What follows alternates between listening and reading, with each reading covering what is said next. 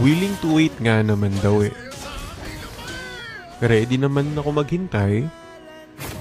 Pero sana nga may hinihintay naman ako, ano?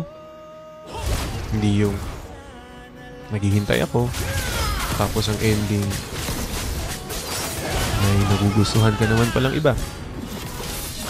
Naghihintay ako, kasi pinaparamdam mo sa akin na dapat ako maghintay, habang may nagugustuhan kang iba. Pwede naman maging honest na lang, diba? Pwede namang sabihin na may nagugustuhan niya sa iba, para alam na yung gagawin. Sa dulo